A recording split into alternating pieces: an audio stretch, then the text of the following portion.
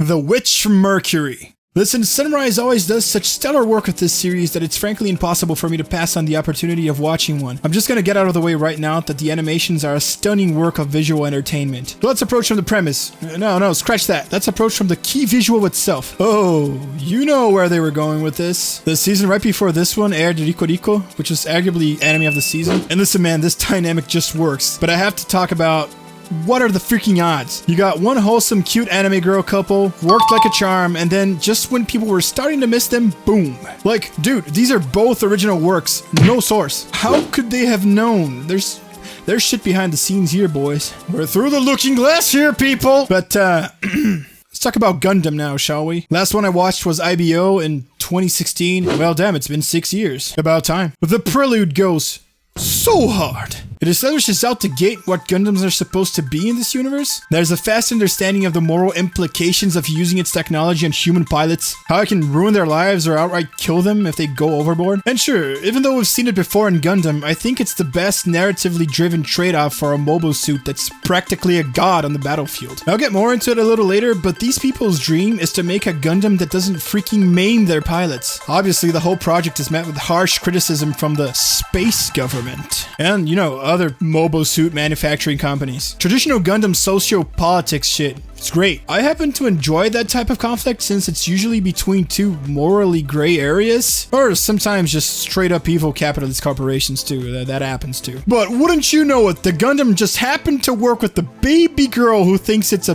beautiful fireworks show when she murders pilots. Listen, what better ending to the prologue did you want? After watching this, man, oh boy, I was ready to go. Let's fucking go. But then it was High School Gundam. This is the part where you guys crucify me and burn me at the stake because I only watched the, well, non-UC Gundams, if that's how you can call them. Listen to me, I will get around to them, I promise. I'm just telling you this because I don't want to sound like I'm taking stuff out of my ass. But this is the first Gundam I've seen with the traditional high school setting. Well, at least this prominently. And not just any high school, but Academy Gundam. Yu-Gi-Oh! GX! Not gonna lie.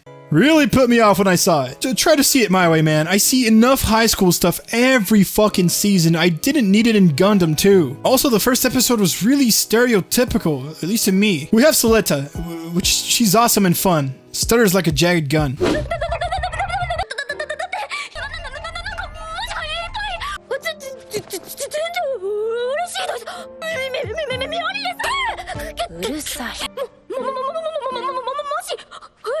I love her. And then Miorini, right? Fucking treated like an object because everyone around her is an absolute prick and only sees her for her status. Your basic stuff. And here's what I mean. She's supposed to be the bride for the best pilot in school, which, surprise, surprise, is a total asshole. Seriously, Gyo has zero redeeming qualities in the beginning. None. It's like a Super Mario scene, damsel in distress having to put up with being manipulated by a horrible person. Soleta to the rescue. Then Mutiny tries to pilot the Gundam. God damn it. Listen, I've seen this long enough, just let me see the fucking Gundam own his ass. There, thank you. Was that so hard? Could have done this 10 minutes ago. And now they're engaged. Just like that. Again, I actually like that, but like, we've already talked about this being like a Rico Rico 2.0, so not gonna get into it right now. But man, the high school thing really put me off. I wasn't sure if I was gonna keep watching this, but boy, am I glad I did. That and well, Gundam never really did disappoint me, so I figured they'd probably gonna make good use even of this guy, somewhere along the lines. Glad I kept watching. Also, here's some interesting stuff that happened in the season. Gundam in this timeline is conveniently worded as Gundam. Get it? If you read them in katakana, it makes sense. It's the same sound. Gundamu. Gundamu.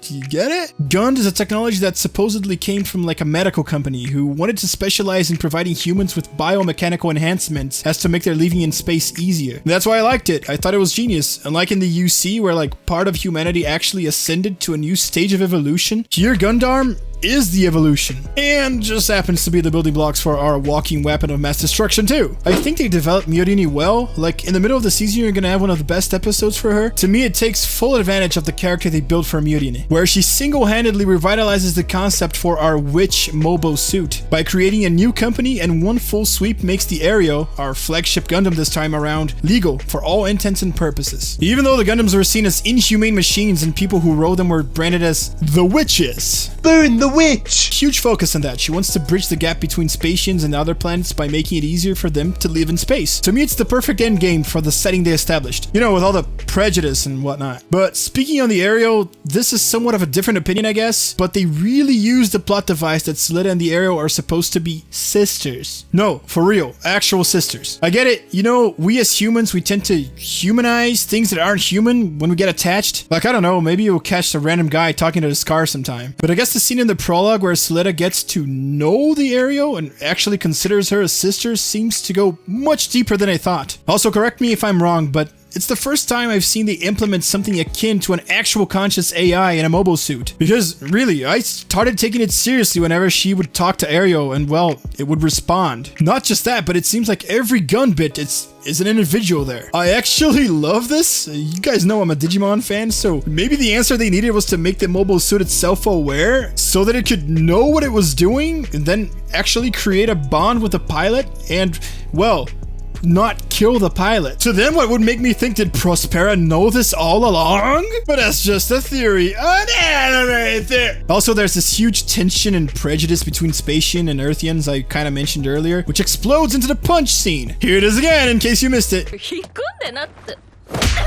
Boom! Man, I never get tired of it. But I've raved about this enough in my seasonal video, so listen, if everything else didn't sell you, this definitely does. Go watch it. No, for real, trust me, it gets really Gundam in the end. Really. And the spoiler review is mostly about the last episode. Yes, a lot happens, okay? I'm honestly kind of flabbergasted until now. But go watch it right now if you didn't. Alright? Okay. This happens in every Gundam. You have these characters that you don't really understand why the hell they exist, only for the writers to loop them like 5,000 times around with traumatic events and land them exactly where they need to be to encounter the most unexpected other character and create one hell of an interaction. Trust me, they are pros at this. It's when the magic actually happens. And honestly, I didn't really like the duels in the beginning, if only because they were so damn predictable. But everything had a reason. Again, so you could get the characters in the exact positions they had to be for this one hell of an ending. And if there's anything to be accounted as a villain in this anime, it's the parent characters. But even then, like I said before, to me, it's just morally gray people with their agendas. Or just being the pigs, like the G-Turk people and their damn egos. And well, talking about this piece of work, this is what I mean. Guel needed to get his ass handed to him all those times, to then get disowned by his dad, to then hitting rock bottom, making it perfectly natural for him to be in the place he needed to be in the time he needed to be, creating the biggest misunderstanding of the story and a hell of a heavy scene. This is what I mean. This is what Gundam does. It makes you think, what the hell now? Why did this have to happen? Like, we knew Guel needed development, but not like this, man. This is what Gundam makes you feel. It's been a while since I felt this way before. That's why many people tell you this became Gundam in the last episode. That's not even half of it. On the topic about parents, sure, we've hated Miyori and his dad since the beginning. But Prospera, dude, holy shit, what the fuck is going on with this lady? First of all, she's our Char. First female Char? Correct me again if I'm wrong. The prologue made me feel like she's like a 5-star mom, right? But on the actual anime, there's always this uneasy feeling on the back of my head telling me, bro, she's just using Soletta like a pawn, dude. It seems that way, and then it doesn't, until it does again.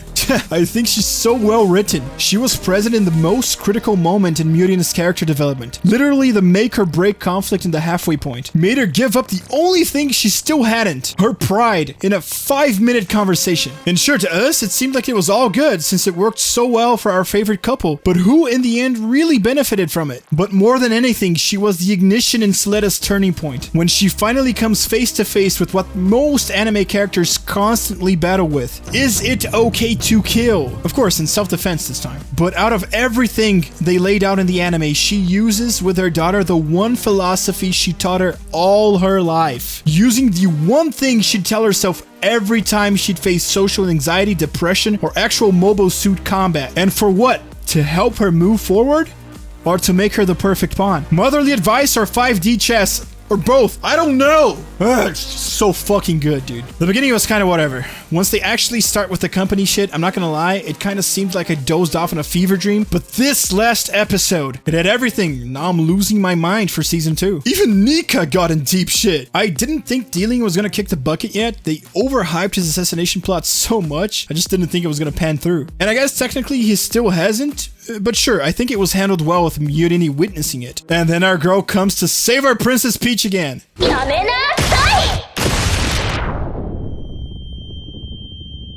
Holy shit, Soletta! Damn, girl. You took that talk to heart way too quick. Just works that way, huh? There's no hesitation at all. Fuck.